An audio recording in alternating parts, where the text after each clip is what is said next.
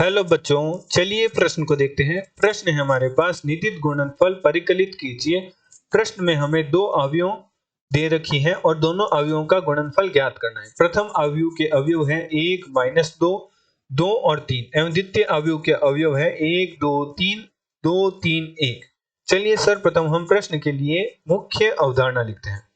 मुख्य अवधारणा, तो हमारी प्रश्न की मुख्य अवधारणा क्या होगी? अवयवों का गुणनफल। अवयवों का गुणन, तो दो अवयवों का गुणन तभी संभव है जब प्रथम अवयव के स्तंभ की संख्या द्वितीय अवयव के पंक्तियों की संख्या के समान होगी। चलिए इसे उदाहरण द्वारा समझते हैं। मान लीजिए हमारे पास 2 × 2 कोटि का एक अवयव है और एक दूसरा अवयव है जो कि हमारे पास है 2 × 3 कोटि का। तो इन दोनों अवयवों का गुणन तभी संभव है जब प्रथम अवयव के स्तंभों की संख्या द्वितीय अवयव के पंक्तियों की संख्या के समान होगी, तभी ही हम इन दोनों अवयवों का गुणनफल कर सकते हैं। एवं इन दोनों के गुणनफल से जो हमारे पास अवयव प्राप्त होगी उसकी कोटि बराबर होगी प्रथम अवयव के पंक्तियों की संख्या एवं द्वितीय अवयव के स्तंभों की संख्या के बराबर।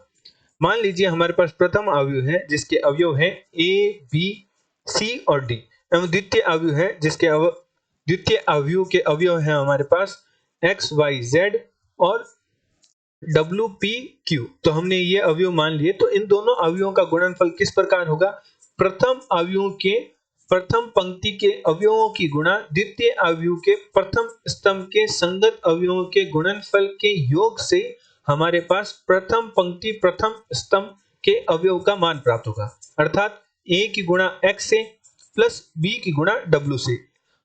अब हम प्रथम अवयव की प्रथम पंक्ति की गुणा द्वितीय अवयव के द्वितीय स्तंभ से करेंगे तो हमारे पास प्रथम पंक्ति द्वितीय स्तंभ के अवयव का मान प्राप्त होगा, अर्थात हमारे पास मान प्राप्त होगा AY प्लस BP। इसी प्रकार हमारे पास अन्य अवयव प्राप्त होंगे AZ प्लस BQ, इसी प्रकार CX plus DW, CY plus PD एवं CZ प्लस DQ।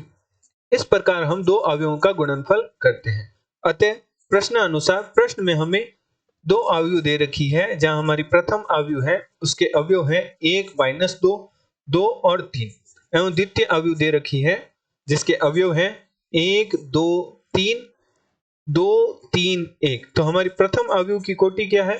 प्रथम अवयव 2 × 2 कोटि की है और द्वितीय अवयव हमारे पास है जो कि है 2 × 3 कोटि की। तो इनका गुणनफल संभव है क्या? सर्वप्रथम हम ये देखते हैं। तो प्रथम अवयव के स्तंभों की संख्या द्वितीय अवयव के पंक्तियों की संख्या बराबर है, अतः इनका गुणनफल संभव है। और इनके गुणनफल से जो प्राप्त अवयव होगी उसकी कोटि क्या होगी? प्रथम अवयव की पंक्तियों की संख्या एवं द्वितीय अवयव के स्तंभों की संख्या के बराबर। तो चलिए गुणा करते हैं। तो 1 की गुणा 1 से होगी और -2 की गुणा 2 से होगी, तो -4। इसी प्रकार 1 की गुणा 2 से और -2 की गुणा 3 से, तो -6। 1 की गुणा 3 से -2 की गुणा 1 से। इसी प्रकार हमारे पास अन्य अवयव प्राप्त होंगे 2 + 6, 4 + 9 और 6 + 3। तो हमारे पास अवयव के अवयव का मान प्राप्त होगा, अर्थात हमारे पास दो अवयवों के गुणनफल से जो अवयव प्राप्त होगी वह हमारे पास प्राप्त होगी -3, -4, 1, 8, 9 और 4 हमारे पास होता है 13 और 6 + 9 हमारे पास होता है 9। तो हमारे पास अवयव का मान प्राप्त हुआ -3, -4, 1, 8, 13, 9। आशा करते हैं आपको प्रश्न का हल समझ आया होगा। धन्यवाद।